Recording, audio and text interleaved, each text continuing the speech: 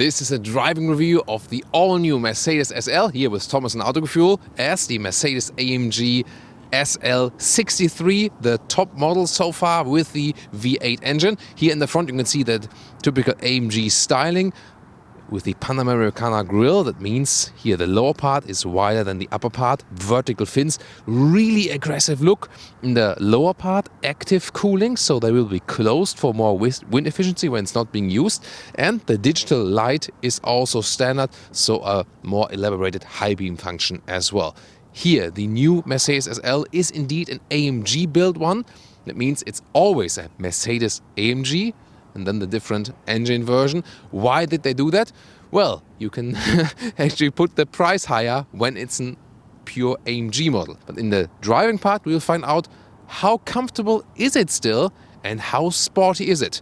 Interesting thing is that this vehicle basically replaces the so far Mercedes SL, the Mercedes-AMG GT Roadster and the S-Class Cabriolet, because these three basically then form just this one new vehicle. They're reducing the convertible lineup, so glad we still do have a convertible. Massive wheels here, 19, 20-inch, standard for the 63, and this one here, optional 21-inch, and also the optional carbon ceramic brakes.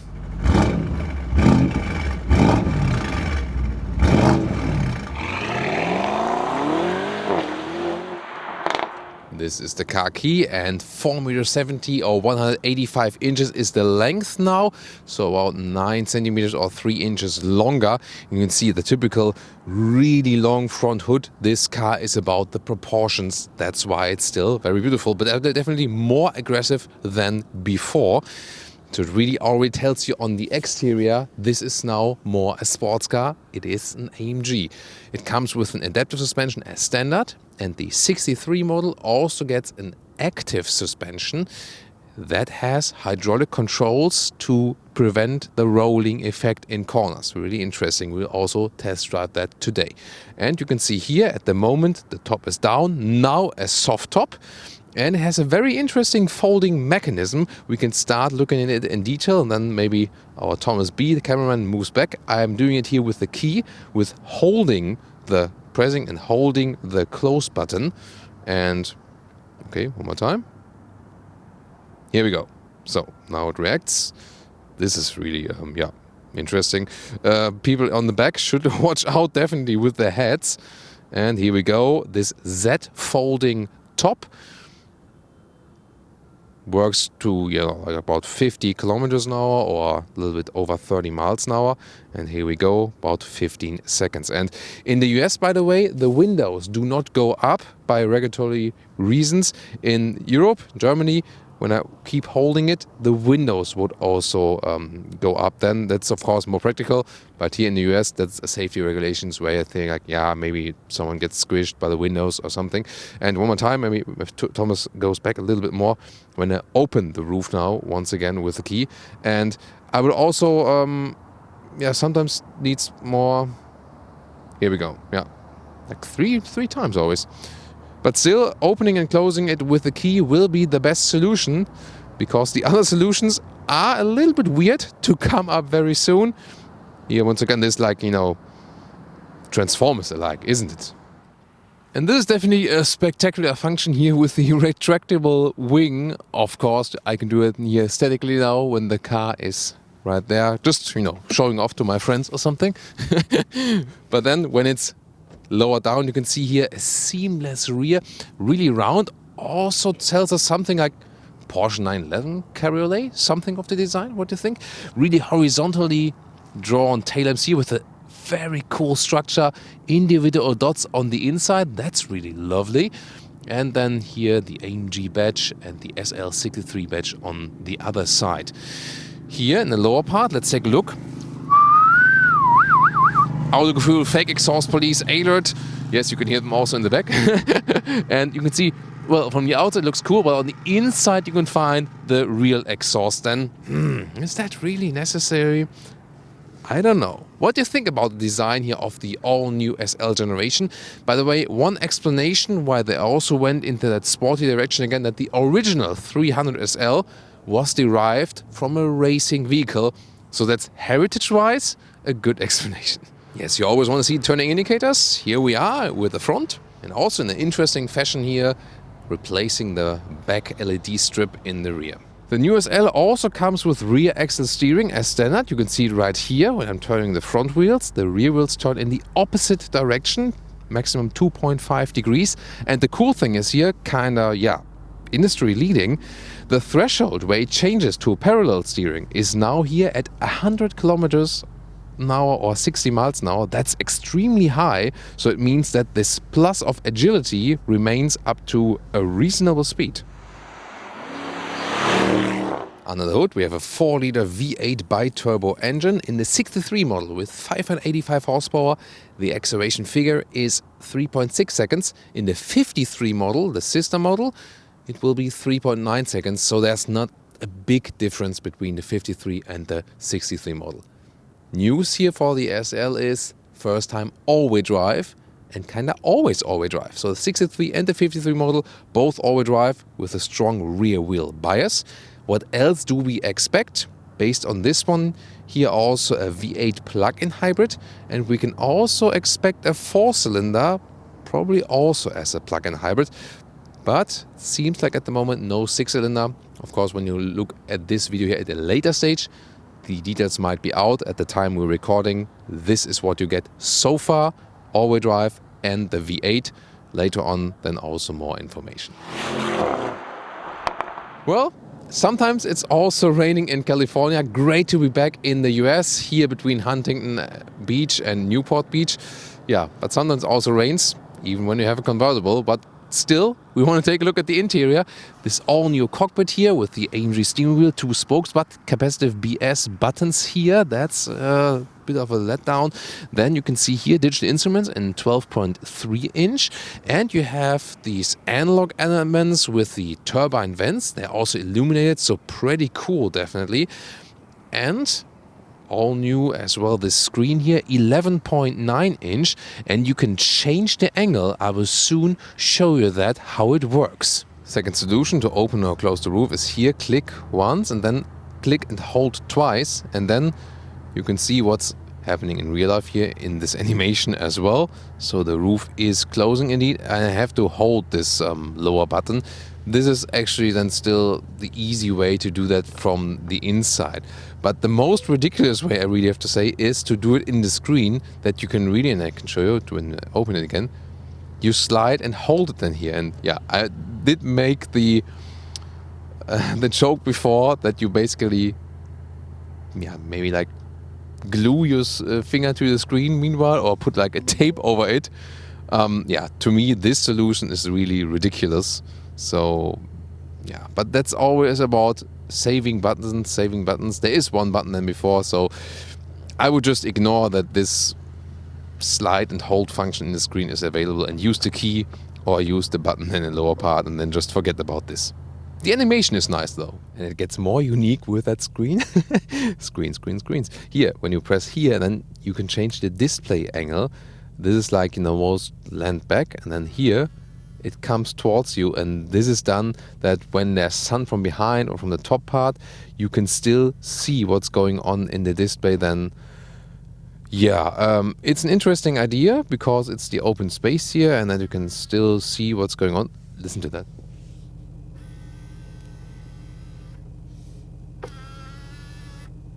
That sounds like, some robot films from the 90s or something. Yeah. It's an interesting solution. So when it's really sunny, I'm looking forward on how this one, is actually helping. But it's also a complicated mechanism, isn't it? And in general, about the infotainment system here, when you click it there, then you go to the GPS screen here at Huntington Beach at the moment. Beautiful area, and also Newport Beach, beautiful area. You can see the map is quite responsive. Also nice visualization here from the water and so on. Then the main menu is right here. This, for example, you can also access the Apple CarPlay here, or it's also a hotkey or hot field in the top part. Nice integration of the Apple CarPlay, like this. And for example, also comfort features.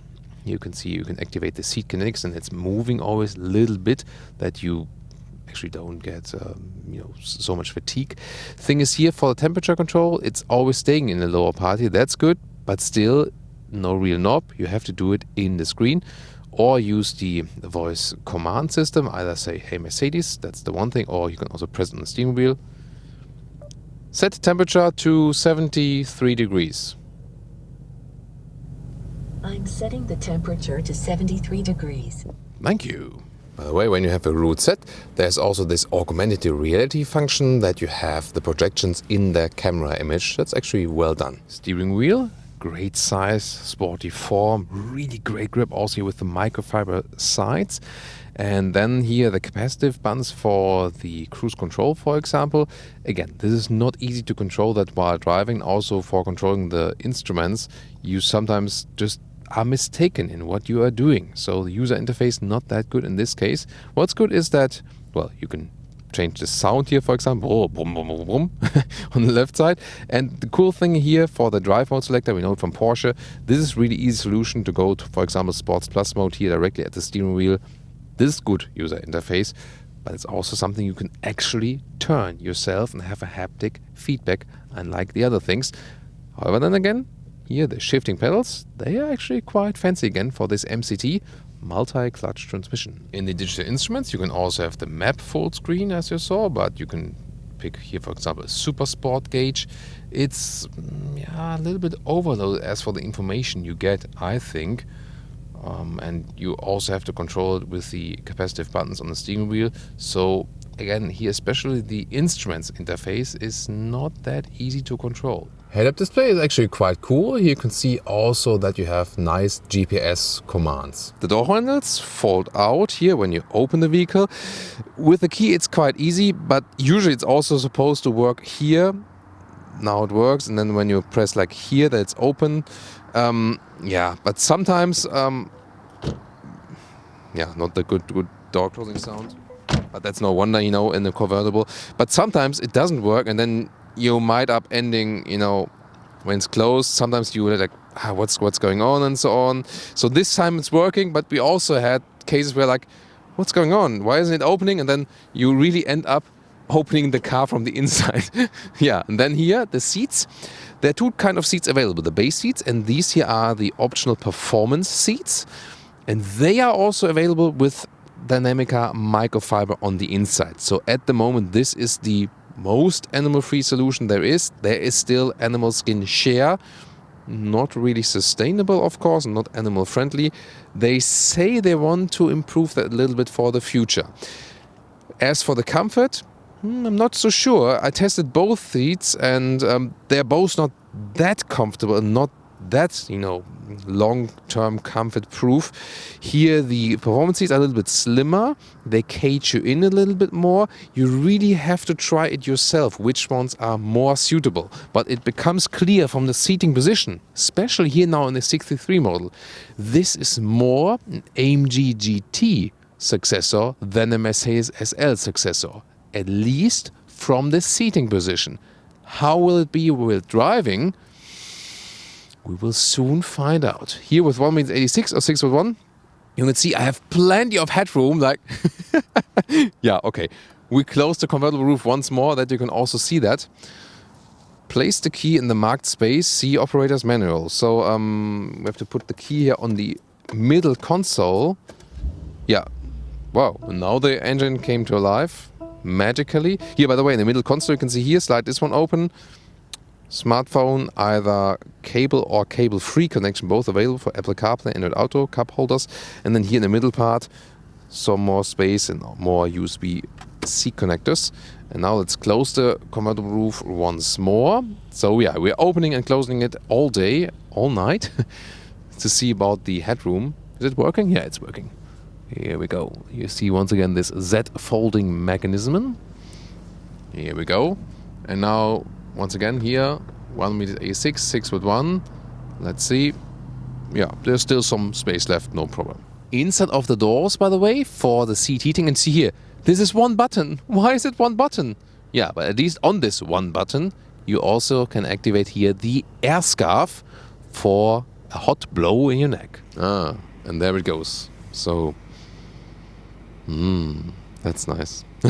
But I mean, when you think about it, sometimes, you know, when it's really, really cold, you're wearing a jacket and then you're basically blocking it. And when it's really hot, you don't need it. Might be something like for the transition period, like spring, autumn. It comes with a standard wind deflector here, a classic one, manual, and this has a massive effect. I do prefer that. In the 911, they also have a solution where this big wind deflector can also be kind of drawn out. That's also, of course, nice. Didn't think about that right here. Now you have the rear bench. It goes for a 2+2 seater, but it's nothing for adults, made for children. It has the ISOFIX, so you can install child seats or you can put a bag on the seats, but that's it. I don't even have to test it to sit there. It won't work, trust me. Now that the hardtop is gone, what about the trunk? Well, soft top gives you more space usually, but still it's not abundance of space.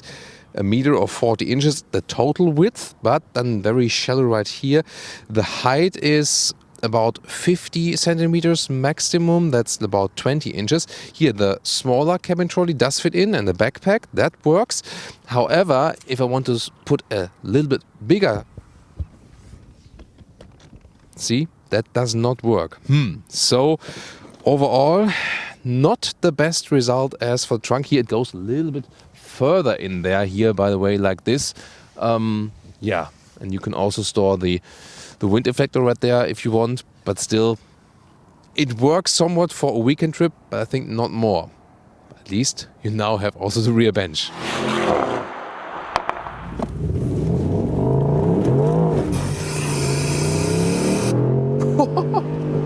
What was that? Yeah, that was Sport Plus mode, and although we have all-wheel drive, we clearly saw that this one here has a strong wheel bias, definitely. Whoa, but what was this strange sound? Did I turn up the radio while accelerating or something? Play a bit not active? Maybe scroll back. There was this like a sound from the infotainment system. Really strange, wasn't it? Did you also notice that? Strange. Yeah, but wow, really sporty. The rear axis steering also gave me more agility, and this was a really strong acceleration. But clearly, I mean, the road is a little bit wet, yes. Sport Plus mode does draw back the stability control.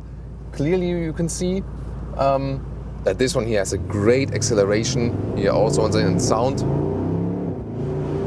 Wow. Really strong from that V8. Has a lot of power. And when you put it to the comfort mode, then the sound is also drawn back. All is easy and relaxed. Here now driving 55 miles an hour on the highway number 1. Of course, we don't have the best weather, but still we have a nice view to the beach. And here at now, 55, now 50 miles an hour, there is already significant wind noise here at the rear, although we have the wind deflector up. So that's the thing. It's not too cold on the inside here. It's at the moment outside 55 degrees Fahrenheit. My hairs are moving a little bit, so it's not that too much wind would be coming inside the cabin here. However, yeah, there's a lot of wind noise picking up from the rear, so that's actually unusual. So I would expect that they only come at the later stage, but from the wind effect that is coming to the inside, not feeling too much, that's actually quite okay. So wow. Yeah, that's a very dynamic start to the whole thing. It shows it can still be driven really rear-wheel biased, although it is all-wheel drive now. Still, you get the power better to the ground, and when you're on the Sport Plus mode, you see it's still like, you know, very aggressive vehicle. And indeed, that is not so much Mercedes SL, that is more AMG GT. And if I really compare these, you know, predecessor Mercedes SL and also the most recent AMG GT Roadster, this one feels so much more like the AMG GT Roadster, so definitely true AMG genes. Suspension wise, it's not uncomfortable actually, it's doing a good job. It's the adaptive suspension right here, and this actually also when we have some bumps in the road and so on, it's no problem at all. However, the seating position itself, definitely sports car alike. Right, we close the roof and 40 to 70 miles. that's it. Yeah, that went quick. And of course, in this case, it's a safety thing to have so much horsepower to get on the highway in the proper way, right? And in a safe way, definitely. So, and of course, we can use the comfort feature here once again to make the suspension more comfortable. However, especially with the biggest wheels, yeah, you know, some bumps in the road, they are being transported through the back, definitely. Soon more open top riding, even more fun winding roadway. Here I also want to show with closed top, it has this 3-layer top, and it's not the most silent car overall, but it doesn't make a difference if you would have the soft top or the hard top, because the soft top is really very well insulated. So the noise you hear is more, you know, through the windows and not through the top. On the top, through the soft top, it's hardly anything you hear. It's a very cozy feeling. And here on the highway, by the way, we also set the cruise control, and the car is also keeping us in the lane. It has this active lane keeping assist. So assistance systems wise, everything also has a great flawless integration. There's also the blind spot monitor available. Let's see if we can cause it to activate. Let's put it to the middle lane, and yeah, there it is. You see the red triangle. Maybe, not sure if any camera catches that red triangle. There it is, and that's warning me then that there's a car approaching.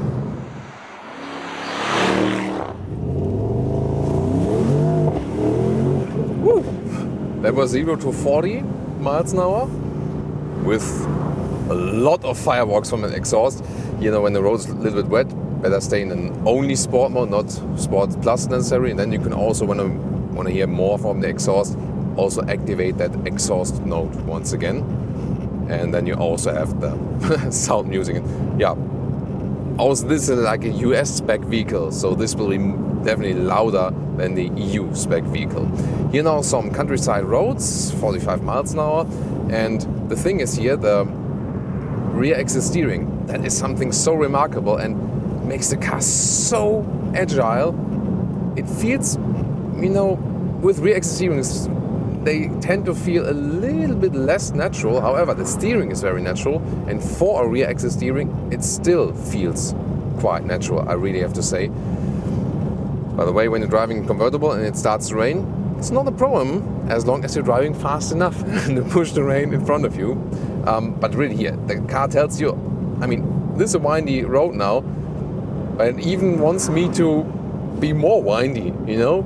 Always saying like, wow, it's so much fun, really great. That suspension here also with the hydraulic controls in the 63, the car always keeps it upright. It does not lean at all. So really astonishing the driving dynamics they have achieved here.